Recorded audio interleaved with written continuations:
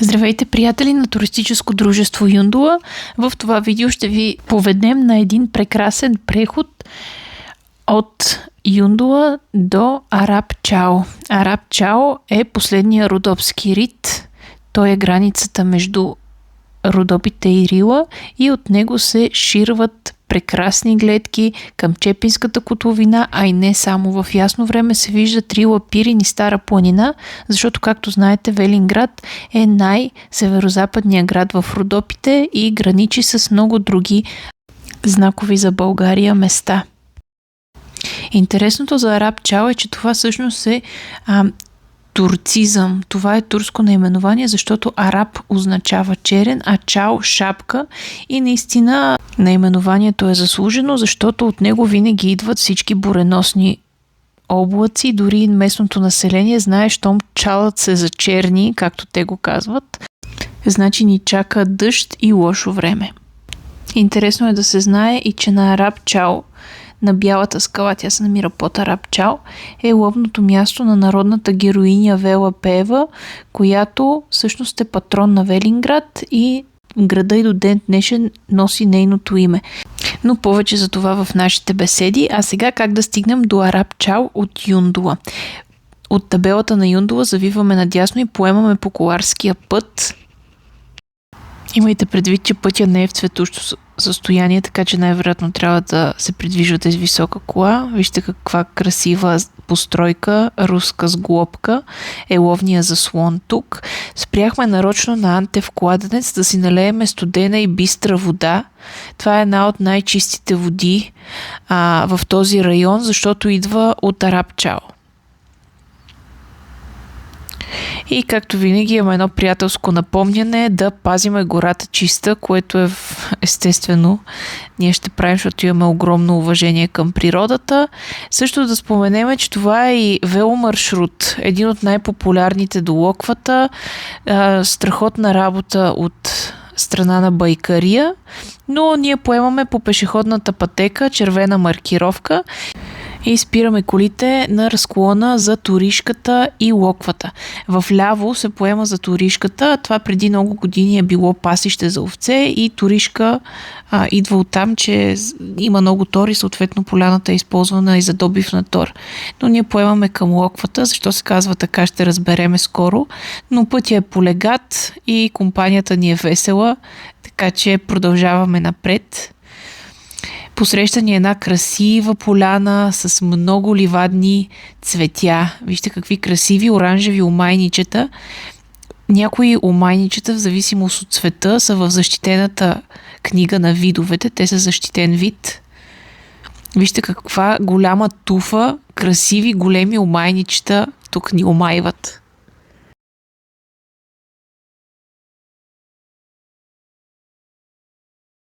Продължаваме напред. Локвата не е случайно наименование на тази местност. Виждате, че мястото е доста мочурливо, дори и вече в края на пролетта, началото на лятото. И на път към заслона за Локвата виждаме много нелицеприятна картина, някаква сеч, която малко ни помрачи настроението. Особено трагично е, че това повечето бяха широколистни и букови дървета, които растат много бавно и много бавно се залесяват. И ето, че неусетно стигнахме на заслона на Локвата. Локвата е една красива поляна. Иван Вазов е писал за нея в пътеписа си в недрата на Родопите, който е изключително интересен да се прочете. Обширна поляна е и тя е отправна точка за много други бижута на Алабак, като Славееви скали, Марина черква и други природни бижута на последния родопски рит Алабак. Прогнозата за времето беше, че ще вали дъжд и ето, че облаците започнаха да се сгъстяват над главите ни. Да се надяваме, че няма да ни хване дъжда. И сега е време за малко снимки с дрон.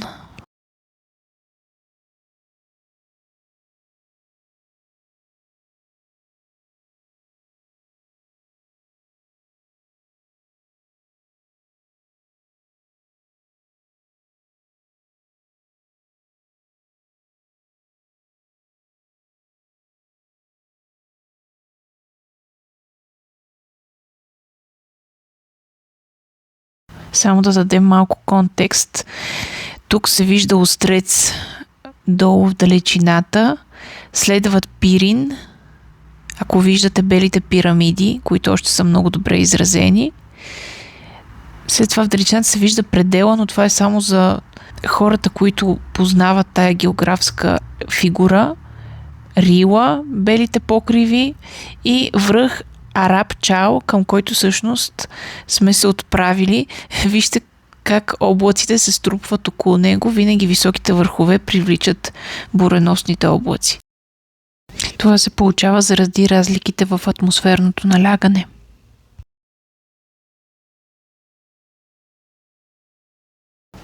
Тук Оги, нашия водач, направи една много интересна беседа.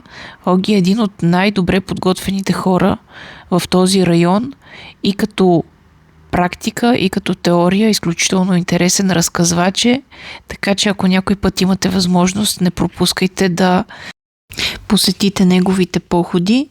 Разбира се, за това може да следите календара на нашето туристическо дружество и във Фейсбук и да прецените кой поход е за вас. Там перфектно описана денивелация и степен на трудност винаги. Изобщо хубавото на разходката с подготвен водач е, че винаги има нещо интересно да видиш, той винаги знае нещо повече и нещо да ти покаже и да ти разкаже. В далечината долу се виждат и селца, между другото, тези, които прилежат все още към община Велинград, и облаците много сериозно вече почнаха да се сгъстяват, но последно любуване на гледката.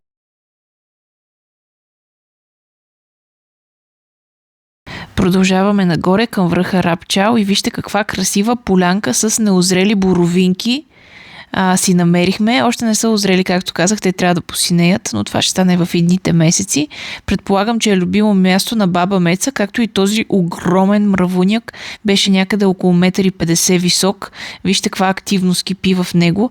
Между другото, знаете, че мравуняците са санитарите на гората и са изключително важни. Първо, защото мравчината киселина поначало е пестицид. Освен това, мравките разравят почвата, като я обогатяват и внасят кислород вътре. И другото, което е, че те се хранят с някои от вредителите по дърветата и по други растения и така пазят гората чиста. И затова са санитарите на гората. Това е един от най-големите мравуници, които съм виждала в този район. Беше някъде около 1,20 м, 1,30 м висок и вижте как ври и кипи от мравки в него, което е хубаво. И продължаваме напред към Араб Чао. Много наблизо сме вече.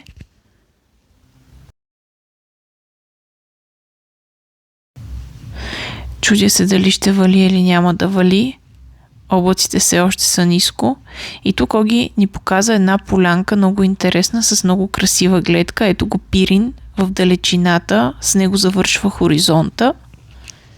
Това е едно от основните предимства да се разхождаш с водач. Той винаги знае повече от теб, по-интересни места, скрити гледки, а и контекста, който получаваш понякога за това, което виждаш, е много обогатяващ.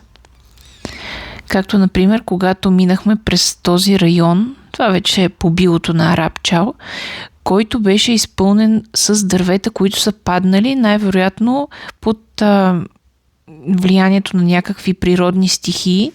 Вижте какъв ветролом се е образувал тук. Това е огромно вековно дърво, буквално разцепено от Бог знае каква природна стихия. Диаметъра на този ствол беше някъде около 1 метър, така че доста сериозен вятър е играл тук. Това, което много ме зарадва, че все още седи старата маркировка, жълто с червено. Тя е от 70-80-те години на миналия век. Минахме и през още много впечатляващи вековни дървета. Това, което харесвам на Араб Чао, че е изключително девствена природа,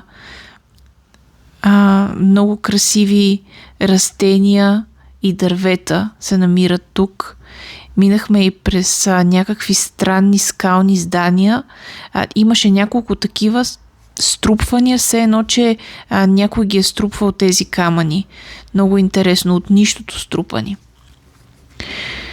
Продължаваме. Тук някой е оставил и корито с някаква така импровизирана чешма, най-вероятно в услуга на дивите, а пък защо не и на питомни животни. Видяхме и някакво повалено дърво, макар и малко. Може и да не е в резултат на природни стихии, просто някое диво животно да го е бутнал.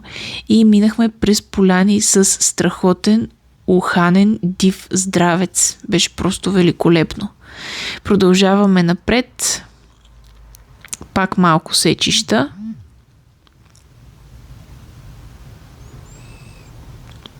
И вече сме в подстъпите на Арабчал. Облаците все повече се сгъстяват, но да речем, че ще ни пропусне дъжда. Оги тук ни разказа за разликата между ветролом и ветровал. Като ветролом е когато дърветата падат в следствие на някаква природна стихия, чупейки се. А ветровал е когато падат със все корените. И най-често ветровала е резултат, естествено, от по-силни природни стихии. Тук минахме и през някакви много интересни каменни фигури. Интересното за тях е, че доста си приличаха една с друга. Но да приемам, че това са просто част от скалните мистерии, които са характерни за този район. И ето, че вече сме на връх Арабчал. Вижте какви гледки се откриват от тук. Нашата група е весела и доволна. При ясно време в далечината от тук се вижда тракийската низина, където сочи в момента камерата. За съжаление не личи много в момента. Следва гледка към Чепинската котловина, която знаете е най-голямата в Родопите. Острец.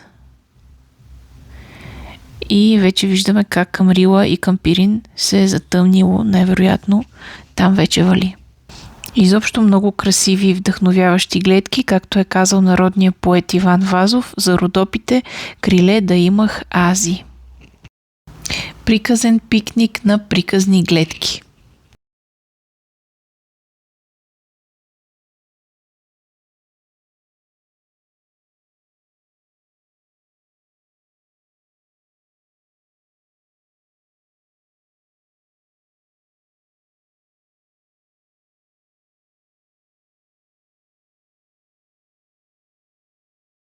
Ето е нашата весела дружинка, която успешно покори поредния си връх. И сега е време за заслужена почивка. Както винаги си спретнахме хубава софра, доктора извади майсторски мезета и си направихме един страхотен пикник на тази благословена гледка. От нас довиждане, до следващия път. Следвайте ни в социалните мрежи, а при възможност се присъединявайте и към нашите прекрасни походи. Ще ви очакваме.